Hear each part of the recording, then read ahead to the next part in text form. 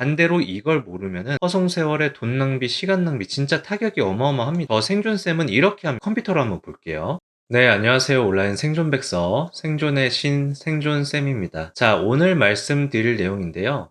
스마트 스토어 땡땡땡땡에 속으면 거지 된다 라는 제목을 보고 들어오셨을 거예요. 조금 자극적인 제목인가요? 안타깝게도 전혀 그렇지가 않습니다. 저도 초반에 이것 때문에 정말 많은 시간과 돈을 낭비를 했기 때문이죠. 그럼 이 땡땡땡땡이 무엇인지 바로 말씀을 드려볼게요. 바로 경쟁 강도입니다. 경쟁 강도. 자, 경쟁 강도 처음 들어보시진 않으시죠? 우리가 스마트 스토어 공부를 시작하면은 초반에 가장 많이 듣는 단어이면서 우리가 여러 가지 유튜브나 강의들을 보게 돼도 경쟁 강도, 경쟁률 이런 수치를 강조하는 경우가 꽤 많은데요. 우리 처음 시작하는 초보자분들이 이 경쟁 강도 좋은 키워드를 찾아내기 위해서 정말 많은 시간을 보냅니다. 왜냐? 꽤 괜찮은 방법처럼 보이거든요. 숫자라는 기준이 있으니까 조금 더 마음이 편해지고 마음이 그쪽으로 흐르는 겁니다. 하지만 이 숫자는 가짜입니다. 우리가 판매 활동을 하는 데 있어서 직접적으로 관여하는 숫자가 아니라는 겁니다. 왜일까요? 오늘 이 부분을 영상에서 풀어 헤쳐 볼 건데요. 이 부분을 이해하시면 상품 찾는 속도가 3, 4배 이상 빨라질 수밖에 없습니다. 반대로 이걸 모르면은 허송세월에 돈 낭비, 시간 낭비, 진짜 타격이 어마어마합니다. 자, 한번 설명을 드려볼게요.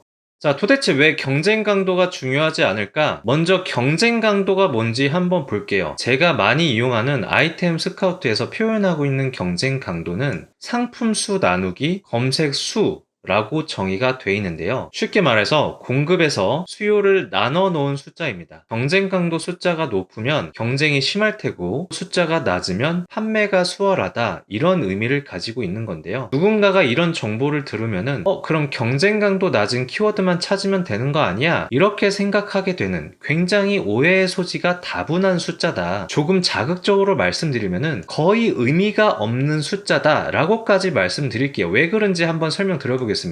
자, 네이버 쇼핑에서는 1페이지 총 40개의 상품을 보여주는데요. 대부분 소비자는 1, 2페이지 내에서 상품을 결정하게 됩니다. 3, 4페이지까지 보는 경우는 거의 없어요. 실제로 아무 키워드나 검색해서 3페이지, 4페이지 넘어가다 보면 뭔가 좀 제대로 영업을 하고 있는지 의심이 되는 상품들이 나오기 시작합니다. 네이버를 이용하는 많은 소비자들도 그걸 알고 있고 3, 4페이지까지 넘어가서 검색을 한다기보다 1, 2페이지에서 원하는 상품이 잘 안 나오면 쿠팡으로 플랫폼을 넘어가는 경향도 보여주게 됩니다. 이 경쟁 강도라는 숫자의 상품 수는 그 키워드의 전체 상품 수거든요. 근데 우리는 이렇게 1페이지, 2페이지에서만 거의 경쟁을 하게 됩니다. 다시 얘기하면은 경쟁자의 숫자는 정해져 있다는 겁니다. 조금 더 자세히 말씀드리면은 각 키워드마다 경쟁자의 숫자는 거의 고정으로 정해져 있습니다. 네이버 쇼핑 1, 2페이지, 쿠팡에서 띄워주는 1, 2페이지의 상품들이 내 실질적인 경쟁 업체입니다. 전 솔직히 말씀드려서 네이버, 쿠팡 각 1페이지 상품들만 내 경쟁자다라고 생각을 하고 시장 조사를 합니다. 실제로 소비자들은 쿠팡과 네이버를 오가기 시작했고 두 기업도 서로 고객을 점유하기 위해서 온갖 힘겨루기를 하고 있다는 거죠. 사실 네이버, 쿠팡 두 플랫폼을 모두 고려해서 상품을 선택한다는 거는 초보자분들이 진행하기에는 조금 어려울 수 있지만 염두는 하고 계셔야 된다는 걸 꼭 말씀드리고 싶었습니다. 그럼 여태까지 경쟁 강도로 상품을 찾아왔는데 상품을 찾기가 더 어려워지는 거 아니냐라고 걱정하실 수도 있어요. 그건 아닙니다. 더 쉬워지는 거예요. 왜냐, 기준이 하나 없어졌거든요. 이렇게 되면은 선택할 수 있는 키워드는 더 많아지는 겁니다. 자, 한번 예시를 보여드릴게요. 저 생존쌤은 이렇게 합니다. 컴퓨터로 한번 볼게요. 자, 우리가 뭘 팔지라고 고민이 시작되면 네이버 데이터랩에 쇼핑 인사이트 또는 아이템 스카우트, 판다랭크 같은 곳을 먼저 들어갑니다. 일단 이런 곳에서는 상품의 아이디어가 시작되는 키워드를 찾게 되죠. 처음부터 뭘 팔지라고 머릿속으로 떠올리기가 쉽지 않으니까 이런 검색 툴을 이용해서 아이디어를 찾는 겁니다. 저는 이걸 아이디어 키워드라고 부를게요. 제가 키워드를 수집하는 여러 가지 방법들이 있는데 그중 한 가지를 보여드릴게요. 여기 보이시는 아이템 스카우트를 많이 이용하는데요. 자, 아이템 스카우트에서 아이템 발굴. 자, 예시로 생활 건강을 선택을 하고, 두 번째로는 주방용품을 해볼게요. 자, 2차 분류까지만 하고, 자, 기간은 30일로 놔둬도 무관하고요. 키워드 유형은 쇼핑성으로 바꿔주시고, 예, 성별, 연령대 그대로 두시고, 자, 검색 수는 임의로 1000건에서 2만 건으로 설정을 해줍니다. 이것보다 높아도 되고 낮아도 상관없는데 초보 기준 1000건에서 2만 건 임의로 잡아 놓은 겁니다. 자, 검색을 해볼게요. 자, 이렇게 여러 가지 키워드들이 쫙 뜨는데요. 여기서부터 초보자분들은 경쟁 강도 순으로 봅니다. 자, 이렇게요. 여기서부터가 잘못된 거예요. 경쟁 강도 순으로 보면 어떤 결과일 가능성이 높냐면은 신생 키워드나 브랜드 상품들이 대부분인데요. 이렇게 신생 키워드인 경우에는 이 상품을 소싱하려고 해도 생긴 지 얼마 안 된 상품이라서 소싱이 안 되는 경우가 허다합니다. 만약에 다행히도 경쟁 강도가 낮으면서 소싱이 가능한 상품을 찾았어. 만약 이렇게 소싱이 수월한 키워드라면은 경쟁자들이 굉장히 빠르게 유입됩니다. 왜? 다들 경쟁 강도 숫자가 낮은 키워드만 찾으니까 그런 거예요. 자, 그럼 어떻게 봐야 되냐? 여기서 총 검색수로 봅니다. 그리고 위에서부터 키워드 하나씩 클릭하면서 내려가면 됩니다. 내가 시도해 볼 수 있는 상품이 있는지. 자, 제가 미리 예시로 하나 찾아놨는데요. 자, 클릭해서 한번 볼게요. 자, 정골렘비 한 달 검색수가 18,900여 건 정도 되고요. 네, 여기서 더 보지 않고 바로 네이버 쇼핑으로 넘어갑니다.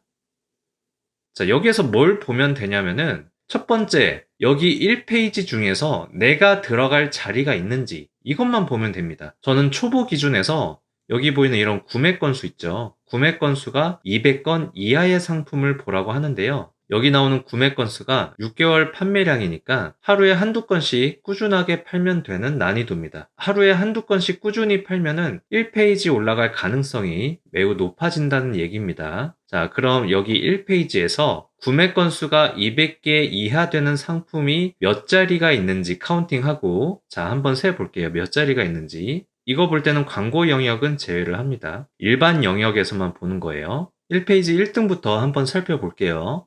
자, 패스, 패스, 패스, 패스. 하나, 둘. 여기 최저가 카테고리는 일단 패스하고요.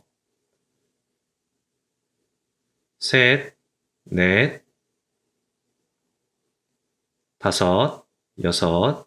자, 10자리 정도가 있는 것 같습니다. 자, 두 번째. 자, 하나를 클릭해서 이들이 돈을 얼마나 벌고 있는지. 자, 이 방법은 위 링크를 통해서 보시면 되고요. 세 번째. 돈을 벌고 있어. 그럼 내가 이 상품들을 어디서 구해 올 건지 이것만 생각하시면 됩니다. 자, 저 같은 경우는 내가 들어갈 한 자리만 있어도 들어가요. 구매 건수가 7, 800건 이상 쌓여 있어도 들어갈 수가 있습니다. 왜냐? 그들을 이길 수 있는 작전을 짜고 들어가니까 그런 거예요. 예, 이길 수 있으니까 들어간다 이거죠. 자, 보세요. 이 키워드 경쟁 강도가 41입니다. 자, 나쁨이라고 보여주고 있는 키워드예요. 이 영상을 보지 않은 초보자분들, 그리고 경쟁 강도가 중요하다고 아직도 믿고 있는 분들 대다수는 이런 키워드를 발견하지도 못할 뿐더러 발견했더라도 들어오려고 하지 않을 겁니다. 이겁니다. 만약 경쟁업체 구매 건수가 5,000건이 넘어도 기존 상품보다 내 상품이 더 메리트가 있다. 내가 더 큰 퍼포먼스를 보일 수 있다. 그러면은 들어가 볼 수 있다는 거예요. 그 맥락을 이해하셔야 됩니다. 경쟁 강도가 좋은 키워드를 찾는 행동은 누구나 다 할 수 있어서 경쟁력이 되지 못해요. 뭐 예를 들어 경쟁 강도 좋은 키워드를 찾았다고 가정을 해볼게요. 만약에 무선 믹서기라는 경쟁 강도 좋은 키워드에 사진 하나 띡 올려놓고 후질근하게 꾸며놓은 A라는 상품 이렇게 올려놓으면 팔릴까요? 상품이 이거밖에 없으면 팔릴 수도 있습니다. 근데 다음날 경쟁자가 완벽히 똑같은 상품으로 사진을 예쁘게 편집하고 카피라이팅도 어느 정도 해서 B라는 상품으로 올려놨다고 칠게요. 이렇게 되면은 소비자들은 A랑 B를 비교하다가 B에서 구매를 하게 됩니다. A는 광고비만 소진하고 비교만 당하다가 팔지도 못하는 거예요. 경쟁 강도 좋은 키워드를 찾아서 상품을 올리는 게 중요한 게 아니고 결국 경쟁업체 대비 어떻게 소비자를 설득시킬 거냐 이게 중요한 거예요. 이렇게 전략 없이 상품을 등록하니까 맨 상품을 올려놔도 안 팔리는 겁니다. 특히 이 키워드를 발굴하고 상품을 소싱하는 부분은 숫자에 너무 갇히면 안 됩니다. 상황을 반전시킬 수 있는 경우의 수가 많이 존재하기 때문이죠. 이 경쟁 강도라는 숫자로 내가 진입할 키워드를 정한다는 거는 어떻게 보면 굉장히 나태한 생각일 수도 있습니다. 상품을 그냥 올리기만 하면 하면 팔리는 뭐 그런 상황을 기대를 하는 건가요? 저 같은 경우 만약 경쟁 강도 같은 숫자를 이용해서 판매를 진행하라고 한다면 경쟁 강도라는 숫자 그 자체에 의미를 둔다기보다 초보자분들이 어떤 키워드를 좋아하고 어떤 키워드에 몰리는지 파악한 다음에 그런 키워드만 쫓아다니면서 그 키워드의 판매량을 다 흡수하는 그런 전략을 짤 것 같네요. 제 경험과 뭐 실력을 이용해서 말이죠. 뭐 이를테면 뭐 초보 헌터 이런 건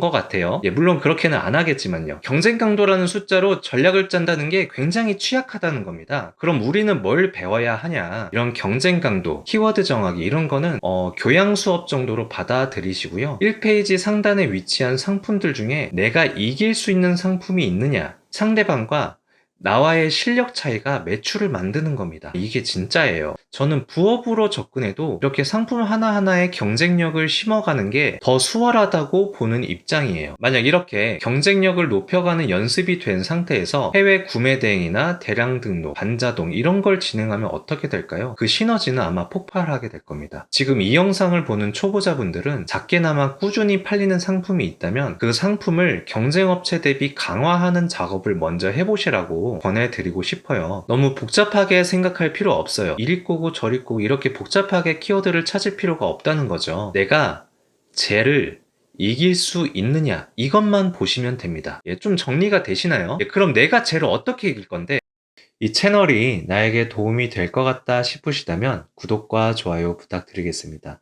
이 채널을 유지하는 데 크나큰 도움이 됩니다.